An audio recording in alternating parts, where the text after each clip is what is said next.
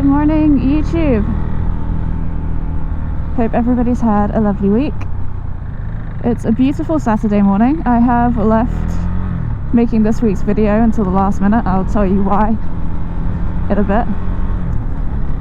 Right now I'm out on Sparty. Sparty hasn't seen the light of day for a while. Poor little thing. And I think since last I used Svarty, I've had a few new subscribers, so I will introduce him in a second. Let me just get to some more pretty roads. I'm gonna do my usual just go out, get lost, find my way home sort of thing today. I actually want to end up at J&S because I want to buy a balaclava. I want to spend money on something that I normally get as a freebie from various businesses, but I want to get like a proper one that covers my head as well. So I'm gonna go to J&S.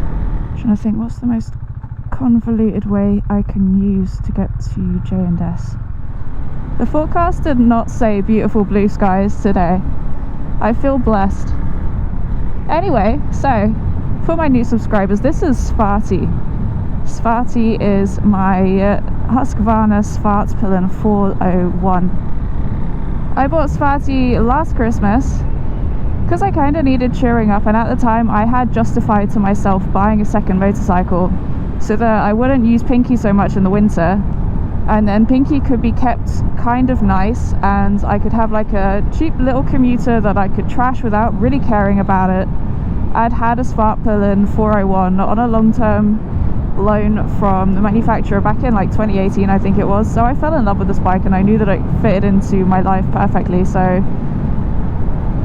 And I've been toying with the idea of getting a second bike for a while, and Svartpilens are cheap, they're reliable, there's nothing really on them that could go wrong.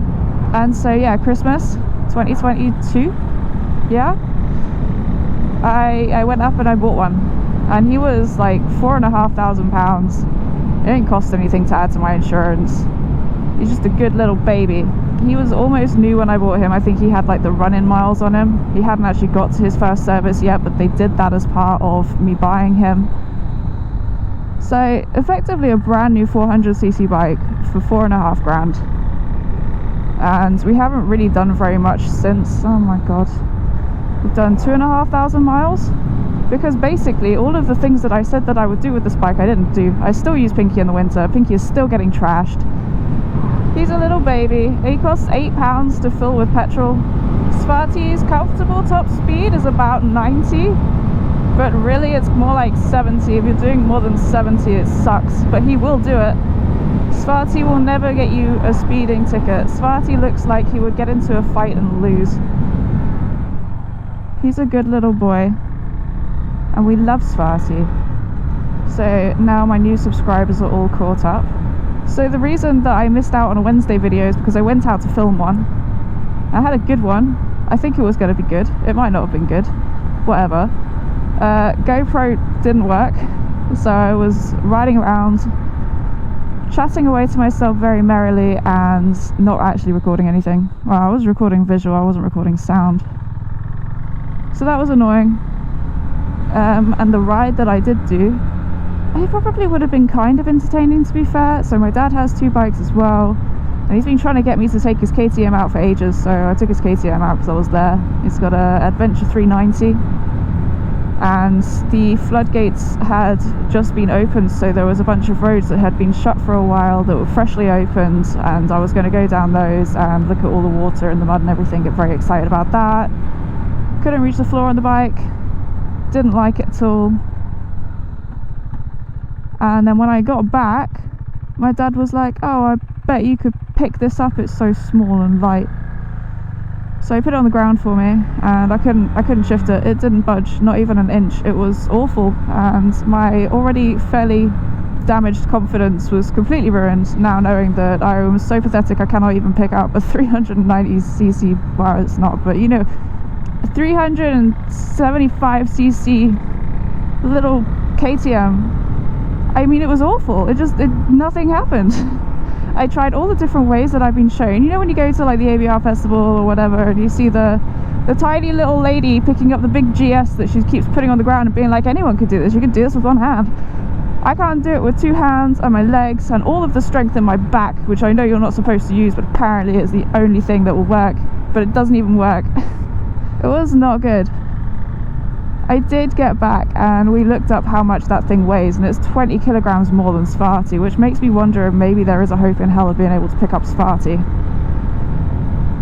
So I might just go back after this little ride, which I'm going in the wrong direction for also, put him on the ground, and when I say put I mean drop, because if I can't pick him up I'm definitely not going to be able to put him down gently. Just chuck him on the floor and see how long it takes me to get him back up right again. Oh my god, it's my favourite ford. I feel like we should go through this just to give Svarty something of a bubble bath. What do you reckon? How deep is it? Like 25 centimetres. Let's go. Right. Ah!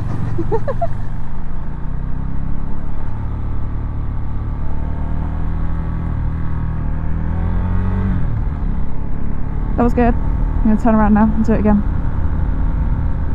I'm going completely the wrong direction. I've worked out the perfect speed to go through floods is between 10 and 15 miles an hour. If you go any faster than that, the water goes over your head. If you go any slower than that, you stop. So, let's just do a nice, healthy... Oh shit, oh that was faster. Oh my god, I'm drenched. Oh, that's so unpleasant. Oh my god, it's in my knickers. It's in my knickers, it's in my socks. Oh, I could feel it everywhere. Why did I do that? Why did I do that? There was no purpose to that. I know going through puddles doesn't clean bikes. Why did I do that? Oh god. Ladies who are watching this know exactly what I'm talking about. It is everywhere. It is disgusting. It is cold. Oh my god, it's in my toes. Why was it so much worse the second time? It's not warm enough either. It's like 15 degrees today. It's not warm enough for me to dry out. If I stand up, it will air out of my knickers. Where am I going?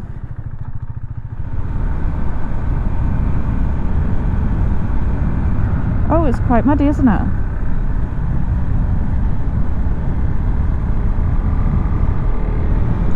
I found out another fun thing. I was in Somerset at my dad's all of last week, just having a bit of a life detox. And I found out that my family watches these videos. Didn't know that. Wasn't expecting it. Feels kind of awkward, not because I don't like the things that I do, but it's weird when your family watches what you do on the internet. So my nan watches these videos, and my nan is, like all nans, a sweet, sweet soul, who apparently doesn't like swearing, or maybe she does like swearing, but I've now been told that I cannot swear in my videos because my nan watches them, which is interesting. Obviously, swear words make up half of my personality, apparently. I literally get messages from you guys saying, oh, I love that you swear in your videos, and recently I have been trying to rein it back a little bit anyway, because I think it can affect whether or not you get approved to put ads, and this is now income for me. It's not much, but it is something. So if I swear too much, then that will stop. So I have been trying to rein it in a little bit, but now it's like I can't even drop the odd F-bomb, like occasionally, in case my nan sees it and gets upset. I've also got, like, my uncle is watching this. Like, hi! Didn't think he was interested in motorcycles. So anyway, yeah, sorry about that, guys.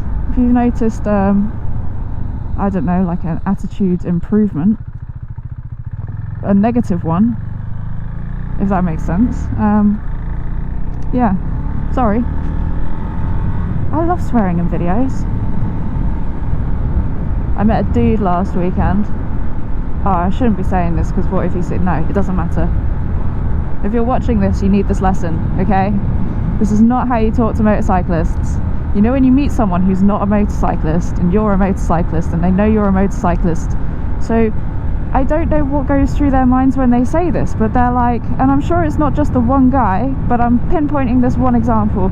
They're like, oh yeah, I'd love to be a motorcyclist, but I would just go fast everywhere and I'd be a menace to society and I'd get myself injured or whatever. I'd lose my license and I cannot be trusted on a motorcycle. And it's like, alright, bloody hell, we've got a badass over here. I mean, is this something you say to impress people? Do you feel like you need to say these things? Like, everyone does it. They all do it. It immediately shut me down. It was like, no, nothing good is going to come out of this conversation now because I'm heavily judging you. It was perfectly nice. It was a very nice man, but this is a thing, isn't it? Like, this is not just me noticing it. This is something that people do. It's just a strange thing to say. Maybe I'm being really judgmental. I don't know. It just kind of irritated me because I've heard it so many times. Anyway, we are almost at JNS, so I hope you've enjoyed this weird little weekly update. Let me know your thoughts on any of the subjects that I brought up. Let me know if you can pick your motorcycle up on your own, even if it's tiny and lightweight. Let me know what you think about people who say that they're too fast for a motorcycle license, and hopefully I will be out and about and I will get a video for you on time, because I'm now doing like 2 videos a week, although this week it's only been once. Hopefully I sort my GoPro situation out, but until then, have a fantastic week and I will see you guys soon. Goodbye.